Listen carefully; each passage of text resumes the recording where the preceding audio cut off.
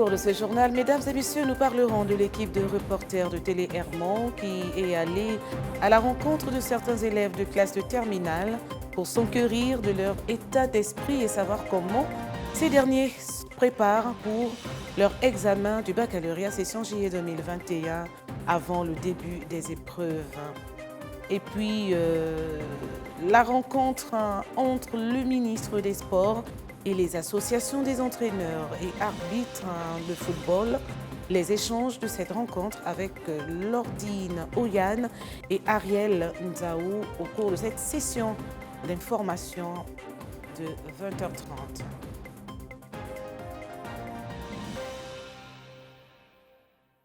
Mesdames et messieurs, bonsoir. À moins de 2 semaines du démarrage des épreuves écrites du baccalauréat session juillet 2021, l'équipe de reporters de Télé Hermont, Lordine Oyane et Floris Mapangou, sont allés à la rencontre de certains élèves de terminale pour s'enquérir de leur état d'esprit et savoir comment est-ce qu'ils préparent leur examen. Élément de réponse d'ailleurs dans ce reportage. Plus que quelques jours et les candidats au baccalauréat session juillet 2021 débuteront avec les épreuves écrites. Mais avant d'arriver à cette étape, plusieurs d'entre eux ont entrepris des séances de révision, soit entre candidats ou encore avec leurs enseignants. L'objectif est celui-ci, être dans leur plus grande forme pour aborder les futures épreuves. Pour ces candidats que nous avons interrogés, tout est fin prêt chez eux. Je me sens bien, je suis prête que jamais en fait. Tout ce que j'ai acquis pendant mon année scolaire, je suis prête pour l'examen. Ce qui me rend confiant, c'est que j'ai assez travaillé, je suis sûr de moi. J'ai quand même assuré cette année pour avoir mon bac haut la main. Les cours, les méthodologies, les formules, tout a été assimilé, ainsi que les différentes méthodes à employer pour gérer le stress. Psychologiquement, ces derniers sont au beau fixe. Depuis le début de l'année, un énorme travail a été abattu. Les responsables de l'académie ont tout fait pour que nous puissions avoir les outils nécessaires pour affronter l'examen en étant confiants. Donc, psychologiquement, nous nous sentons à l'aise. Les astuces, on nous a dit que lorsque le stress est là, on trouve un échappatoire pour ne pas trop stresser parce qu'on risque de faire fuir les idées et tout. Donc, c'est un peu ça. Pour rappel, les épreuves écrites du baccalauréat débuteront le 20 juillet prochain. Tout de suite, nous parlons de la rencontre entre le ministre des Sports, Franck Guéma, et les associations des entraîneurs et arbitres au ministère des Sports situées dans la zone d'Oloumi.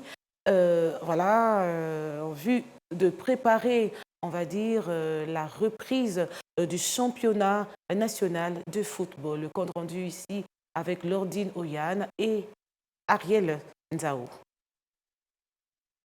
La remise du rapport des assises du National Foot, les difficultés rencontrées par les arbitres et les entraîneurs, la préparation du championnat national dont la reprise est prévue pour octobre 2021.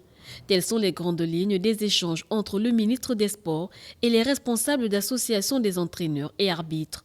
Au terme des discussions, les hôtes de Franck Guéma ont exprimé leur satisfaction. Je suis bien content qu'il nous ait mis dans cette commission et on verra demain. Nous avons des jeunes joueurs qui sont restés longtemps inactifs. Il faut d'abord épurer. Donc ça laisse le temps aux entraîneurs qui vont être choisis par les clubs de faire une bonne préparation pour qu'à partir d'octobre, on puisse revoir le football dans le temps. Nous sommes déjà satisfaits parce qu'il faut aussi reconnaître que ça dépend de la personnalité de l'entraîneur. Parce qu'un entraîneur qui accepte de prendre un club sans contrat, il ne mérite pas d'être un entraîneur.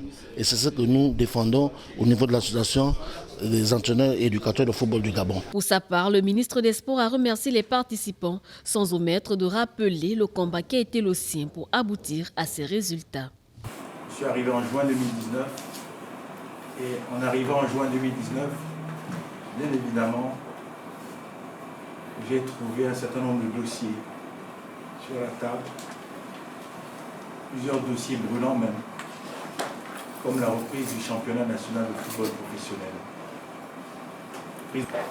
Le chef de l'État, son Excellence Ali Bongo Ondimba, supporter numéro 1 du sport au Gabon, a instruit le gouvernement de la République, de Mme Rose Christiane, de Soukara Ponda, à travers le ministère en charge des sports, d'organiser des assises du championnat national de football professionnel avec la FEGAFOOT du 10 au 22 mai dernier. Beaucoup s'interrogeaient sur l'opportunité de cette nouvelle rencontre entre les acteurs du football. Et comme je le disais tantôt, depuis 9 ans, eh bien, il n'y avait pas été fait de bilan de la professionnalisation du football au Gabon.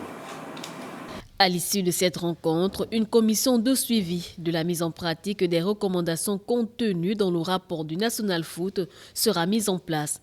Celle sera pour mission la régularisation du football national. À l'occasion de la journée mondiale de l'hygiène des mains, l'Organisation mondiale de la santé a fait un don de cubitonnaires et de lavage et le dispositif de lavage de mains aux différentes confessions religieuses, associations et aux représentants de la société civile. Une cérémonie qui s'est d'ailleurs déroulée en présence du ministre de la Santé et le coordinateur technique du COPIL. Nous écoutons une fois de plus Lordine Oyane, image Nour TV. La célébration de la journée mondiale de l'hygiène des mains a été matérialisée au Gabon par cette remise des stations de lavage des mains et des cubitonnaires aux confessions religieuses, associations et aux acteurs de la société civile impliqués dans la lutte contre la Covid-19 par le représentant résident de l'Organisation mondiale de la santé au Gabon. Prenant la parole, le coordinateur technique du COPIL s'est saisi de l'occasion pour exhorter les uns les autres à continuer dans cet élan. Il est nécessaire de retrousser nos manches pour arriver à nos objectifs, aplanir les obstacles entravant la promotion de l'hygiène des mains et contribuant à l'amélioration des conditions de vie des populations. En saluant dès à présent les contributions de chacun dans cette quête de voir notre pays à l'abri de cette pandémie et au-delà donc de la tendance baissière observée, j'exhorte donc les uns et les autres à demeurer vigilants et à ne pas baisser la garde. Célébrée sous le thème « Lavons-nous les mains », la journée mondiale de l'hygiène des mains est l'occasion de rappeler à tous l'importance d'effectuer ce geste, surtout en cette période de crise sanitaire.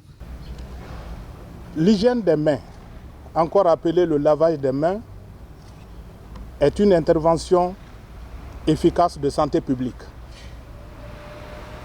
Et cette intervention trouve toute sa signification pendant la riposte contre cette pandémie. Nous savons tous qu'il s'agit de mesures barrières, nous parlons de distanciation, nous parlons de port de masque et nous parlons de l'hygiène des mains. Nous savons aussi que nous parlons de plus en plus de variants. Mais la meilleure façon de lutter contre ces variants, de lutter contre la propagation du virus et des germes repose sur l'hygiène des mains.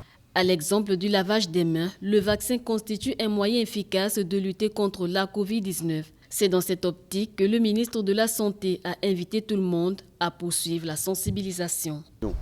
C'est pourquoi nous demandons à tous ici présents, à vous les associations, aux confessions religieuses, aux chefs de quartier, pour qu'il y ait une mobilisation totale de la population gabonaise afin de se faire vacciner.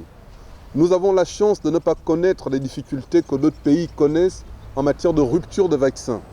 Le président de la République, chef de l'État, a fait en sorte que les vaccins soient disponibles pour la population gabonaise. Vaccinons-nous. Cette cérémonie s'est ponctuée par la remise des attestations de participation à la lutte contre le coronavirus à tous les acteurs qui chaque jour ne ménagent aucun effort pour éradiquer cet ennemi invisible. Nous poursuivons ce journal pour parler de l'opération Libérer les trottoirs, mot d'ordre des plus hautes autorités qui fait d'ailleurs couler beaucoup d'encre et de salive chez les femmes commerçantes de Kembo, situées d'ailleurs dans le 2e arrondissement de la commune de Libreville. Ces femmes déplorent effectivement cette situation. Nous écoutons les colères dans ce reportage. Les images sont de Fleurisse Mapango. Les debout, les femmes commerçantes de Kembo sont dans l'instabilité totale. En effet, elles ont reçu l'interdiction de vendre en bordure de route depuis une semaine, une situation qui les met toutes en colère. L'État n'a pas conçu de marché. Où sont les marchés conçus par l'État? La mairie a conçu quel marché? Comme nous dit de voilà les magasins du Libanais. C'est le Libanais qui a conçu ces magasins. Et ces magasins-là sont payants. Et puis, regardez comment les entrées sont bouchées. Ça peut un marché, ça ne ressemble pas à un marché. C'est pour ça qu'on va au trottoir. On nous cherche, on ne sait pas. On dit que c'est nous qui salissons la ville. Mais la ville pourrit partout. On nous demande de libérer les trottoirs. Mais d'aller où? Il faut les mesures d'accompagnement. De toute façon, il nous est interdit de vendre en disant qu'on doit libérer les trottoirs. En libérant ces trottoirs-là, moi je constate que quand ils viennent nous regarder comment la marchandise est installée, on ne déborde plus. Nous sommes vraiment à bout, nous sommes là. On se réveille à 5 h du matin parce qu'on se dit que qu'est-ce qui va se passer encore demain? Il y a des gens qui ont la tension. Quelqu'un peut tomber et qui sera responsable de ça? On nous chasse tous les jours. On nous chasse, on nous casse, on nous chasse. Trop de contrôle, et les vrais et les faux, trop de contrôle. Nous sommes fatigués. À peine arrivés à la mairie de Libreville, il y a 2 jours, ces femmes en colère demandent à ce que Christine Mba Ntuntum ait un regard particulier à leur endroit. Je demande à cette femme de voir notre situation. C'est une mère de famille, et je connais cette femme-là très bien. C'est une femme de cœur. Elle aime les gens, elle aime sa famille. Elle aime tout le monde. C'est une femme de cœur. Je sais qu'elle va trouver une solution pour nous. Parce que c'est une femme que je connais. C'est tout ce que je demande à cette femme. Si une maman est venue, il faut qu'elle-même descende. Qu'elle-même vienne voir ce qui se passe. Parce que ces agents-là exagèrent. Vendre en bordure de route présente énormément un danger. Les commerçantes de Kembo devraient se soumettre aux autorités dans l'optique de rendre la ville propre et devraient également prendre des dispositions pour trouver une place dans le marché de Kembo situé juste à côté du commissariat pour éviter le désastre. Nous restons toujours à Kembo dans le 10e arrondissement de la commune de Libreville pour parler de l'insalubrité qui dérange énormément les commerçants exerçant à cet endroit. Nous écoutons les plaintes dans ce reportage de Désiré Mbiyeningon, image Floris Mapango. Un marché populaire dans une insalubrité grandissante. Nous sommes ici au quartier Nkembo dans le 2e arrondissement de la commune de Libreville. À l'exemple des autres marchés, l'insalubrité en ce lieu cause quotidiennement du tort aux commerçants qui écoulent leurs marchandises. À tout moment, il y a l'odeur et puis c'est nuisible pour la santé. Et puis c'est en pleine ville. Oui, ça nous dérange. On est obligé de mettre les bavettes ou bien fermer le nœud quand il y a la mauvaise odeur. On est obligé. On fait comment? En plus de l'insalubrité, ces commerçants déplorent également la présence de ce fossé qui chaque jour ne cesse de s'agrandir à la suite des ramassages des ordures par la société de nettoyage agréée pour cette tâche. La poubelle là ne fait que creuser. Le trou, vous voyez le trou qui est en bas là. Si vous enlevez le carton, il y a un gros trou au fond de la poubelle là. Ils viennent ramasser, mais quand ils viennent ramasser, au fur et à mesure qu'ils ramassent, au fur et à mesure, la profondeur augmente, puisqu'ils ramassent avec les trucs là, leurs machines Caterpillar là. Au fur et à mesure qu'ils ramassent, au fur et à mesure, ils enlèvent un peu de sable, et puis la profondeur reste. On demande qu'on vienne arranger cette poubelle parce que ça nous dérange beaucoup. Le problème d'insalubrité grandissante à Libreville, on n'en parlera jamais assez. Vivement que les autorités compétentes prennent leurs responsabilités face à ce problème afin de soulager les populations. Et puis votre chauffeur vous fait rapido votre réaction. Élément de réponse avec Gamal Luzé et Boris Mikolo.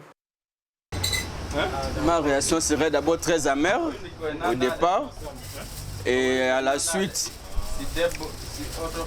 j'ai vu mon chauffeur et après, je m'entretiens sincèrement et sérieusement avec ma femme pour savoir réellement ce qui s'est passé. Qu'est-ce que c'est moi qui ne lui satisfait pas au point où elle puisse aller avec mon chauffeur. Wow, j'imagine que je serais fâché. Et bon, je vais le renvoyer. Ça, c'est la première des choses. Ensuite, je crois que ma femme me donnera des explications. Je crois qu'au moment où je vais le découvrir, ça me fait très mal. Mais je crois que je vais me séparer de lui, je vais le virer premièrement. Et pour ce qui est de mon épouse, parce qu'on sera mariés légalement, pour ce qui est de mon épouse, je crois que je vais la pardonner. Me fait taper d'eau, je vais le virer déjà. Ça c'est de 1. Et de 2, je vais discuter avec la femme pour voir à quel niveau notre relation, à quel point où on en est, faire un résumé de la relation ou le mariage si possible, pour pouvoir anticiper un divorce ou bien on règle ça à l'amiable. Bon, ma femme, c'est d'abord un bien privé. Donc, mon chauffeur pour ma femme.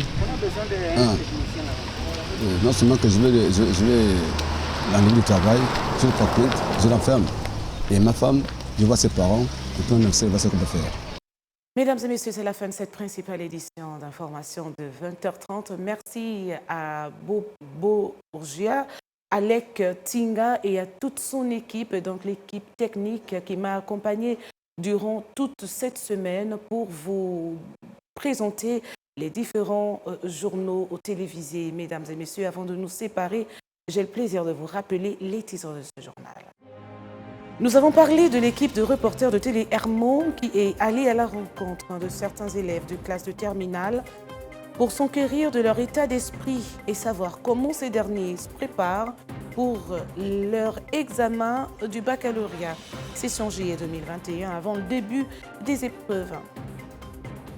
Nous avons également parlé de la rencontre entre le ministre des Sports et les associations des entraîneurs et arbitres de football, les échanges de cette rencontre avec Lordine Eya Oyan et Ariel Nzao. Mesdames et messieurs, demain et toute la semaine prochaine, vous serez bien servis par Gamal Luzé. Au revoir et à bientôt.